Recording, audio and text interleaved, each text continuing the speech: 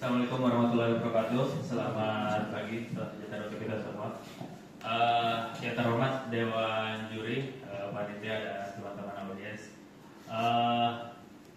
Dalam kesempatan pagi hari ini, kami tim SSK Caterpillar akan mencoba mempresentasikan upaya kami dalam mengurangi selisih tonase produksi dan tonase survei. Alhamdulillah dapat kita dapat pengurangan sebesar 54% dari sebelumnya. Oke, sebelum ke presentasi kami terlebih dahulu. Bakar.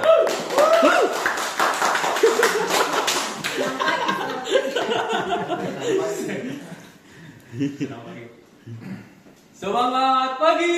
Pagi. Siapa kita? Survei bakal. Siapa kita? Survei bakal. Survei bakal. Data keputusan cepat. Survei bakal. Kami kuat. Salam mantap. Best. Salam butuh. Excellent. Menghilangkan tegang itu. Itu menghilangkan. Oke, baik, lanjut di presentasi yang akan disampaikan oleh Pak Didi Susanto.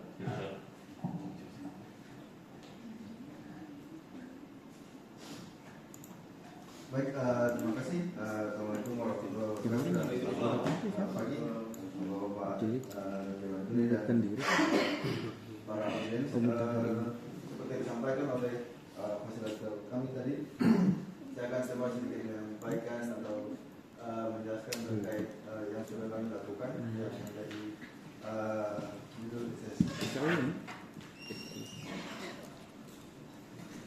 Sebelumnya perkenalkan, ini profil tim kami, Pak Hamsa selaku fasilitator dan saya sendiri sebagai ketua dan Pak Iswan sebagai anggota.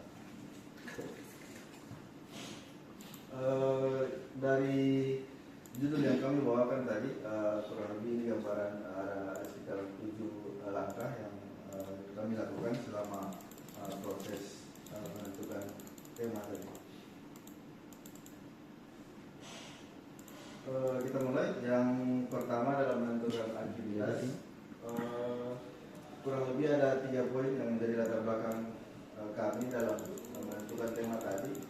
Yang pertama itu karena ada selisih tonase antara tonase produksi dan tonase survei yang menimbulkan ketidakakuratan. Yang kedua, ada potensi kerugian ekonomi dan kesalahan estimasi terhadap nilai ore yang atau tumpukan yang sudah diproduksi. Terus yang ketiga itu karena memang pengukuran ore itu sangat krusial dalam operasi tambang di pasar, karena memang menjadi acuan dalam beberapa aspek.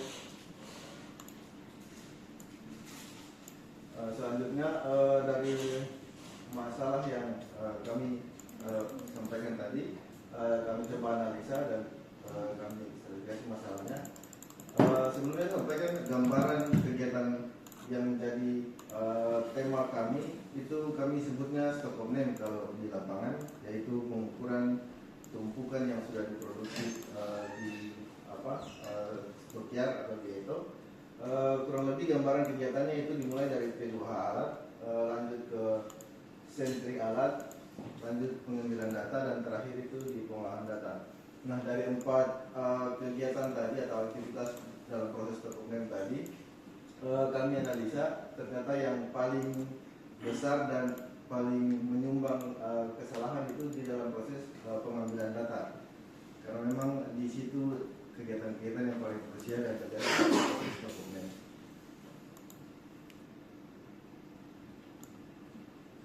Langkah selanjutnya dalam menentukan sasaran itu kita tinjau juga dari kaidah SMART. Dari segi spesifik itu kita bisa mengurangi selisih tonase antara tonase produksi dan tonase survei bagaimana tujuan kami.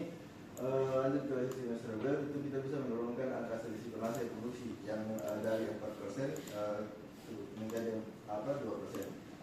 Dari sisi achievable, kami menciptakan metode baru dari yang sebelumnya itu sesuai standar yang kita lakukan. Dari reasonable kami memastikan bahwa pengurangan solusi tonase yang kami maksud itu realistis dan dapat dicapai menggunakan inovasi yang tepat. Selanjutnya dari sisi telepon kami lakukan di bulan April.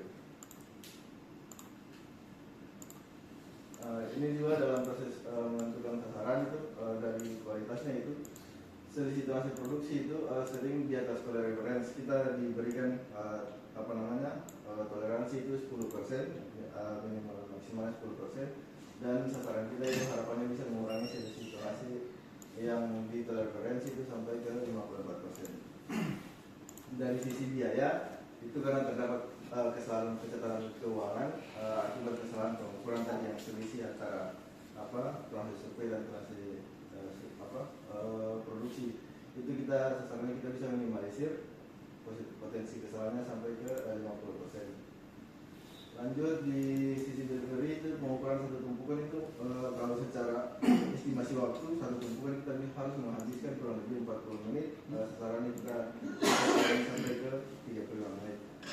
Dari sisi safety ujung stick yang normalnya yang disediakan atau kita pakai untuk bekerja itu dalam keadaan runcing karena memang itu yang disiapkan. Sasarannya itu kita bisa menghilangkan potensi bahaya akibat stipul yang runcing.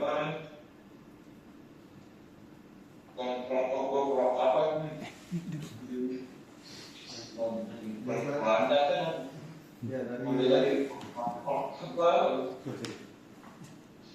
lanjut ke sisi moral itu teman-teman itu karena memang sering terjadi komplain dari atasan kami terkait pengukuran yang kurang akurat, jadi teman-teman itu kurang percaya diri. Harapannya itu dengan metode yang kami lakukan itu bisa meningkatkan kepercayaan diri teman-teman dalam proses pekerjaan setiap hari.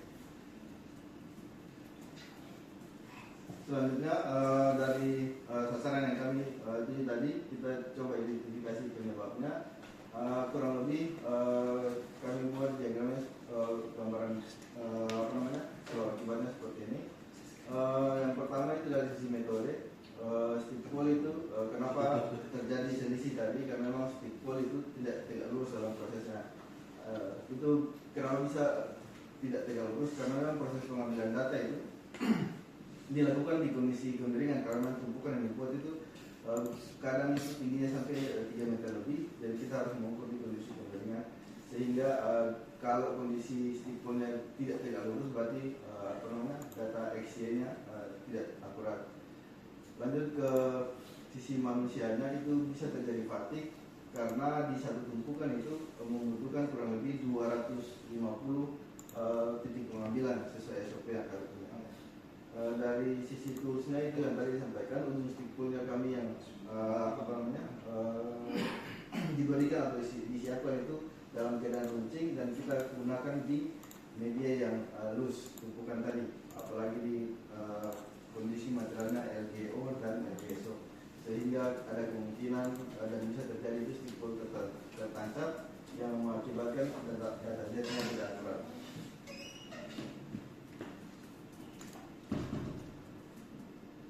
Ini yang tadi disampaikan kurang lebih gambaran sebab akibatnya tidak stipul dan lain-lain itu sesuai yang tadi kami. Setelah kami analisa tadi, kita tentukan yang paling krusial atau paling menyumbang potensi kesalahan dalam proses pengambilan tadi. Yang paling besar itu di proses saat ujung sticknya itu digunakan di media loose dengan frekuensi 64 kali kesalahan selama data yang kami jadikan acuan.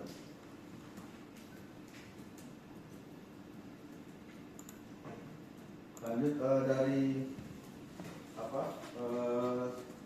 identifikasi tadi dan kita tentukan sasaran dan sebagainya. Selanjutnya kami menentukan solusi untuk perbaikan ke depan. Dalam menentukan solusi itu kami punya dua solusi. Yang pertama itu karena yang paling besar tadi dalam proses pengambilan itu stipulnya runcing yang kemungkinan tertancap, sehingga salah satu alternatifnya itu kita mengukurnya menunggu tumpukan itu lebih padat. Kalau kondisi lebih padat, kemungkinan terpancarnya itu kecil. Minusnya adalah kalau kita harus menunggu tumpukan itu agak padat, berarti waktu yang dibutuhkan kurang lebih paling cepat itu 4 hari. Sementara kami dikejar atau dari atasan maupun dari stakeholder yang lain, harapannya kami bisa mengukurnya lebih cepat supaya data yang mereka butuhkan ada, sehingga langkah yang solusi yang kami pilih yaitu menggunakan adaptor yang kami buat supaya kami bisa mengukur mengenai serta data atau kesalahan-kesalahan yang tadi berpotensi itu bisa dikurangi. Selanjutnya kami menyusun rencana perbaikan.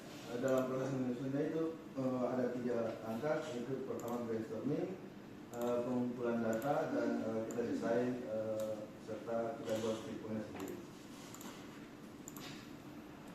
Lanjut menerapkan rencana perbaikan, kami brainstorming itu kita identifikasi pro dan kontra terhadap metode yang akan kami lakukan atau alat yang kami buat.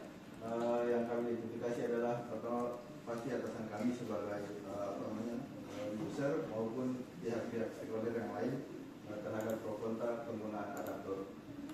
Langkah yang kedua pengumpulan data baik itu material maupun RAB pembuatannya. Langkah yang ketiga kita desain dan kita buat stick adaptornya. Lanjut ke fasilitas validasi hasil perbaikan, itu kami dilakukan di bulan April di bulan lalu. Data yang kami kumpulkan kurang lebih 40 data. Target perolehannya itu angka kesalahan pengurang 50% dan alhamdulillah tercapai di 54%. Selanjutnya mungkin evaluasi perbaikannya nanti disampaikan oleh Pak Iswan. Terima kasih. Oke, baik.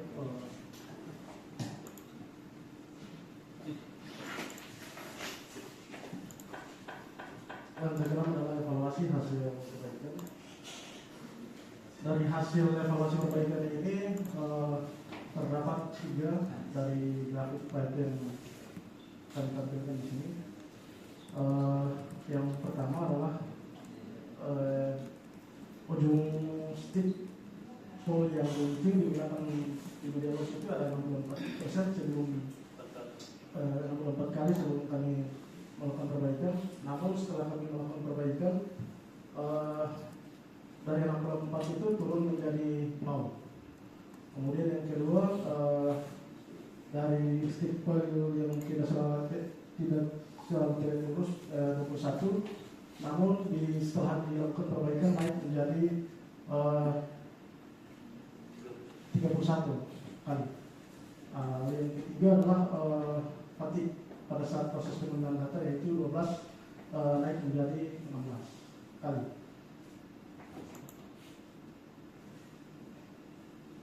Ya, dari hasil evaluasi perbaikan tadi kami dari tim spesialis Caterpillar mengusulkan solusi baru untuk menetapkan standar baru pada IK nomor 42 pada stop dan tumpukan. Oke, terima kasih. Mungkin itu yang kami dapat sampaikan.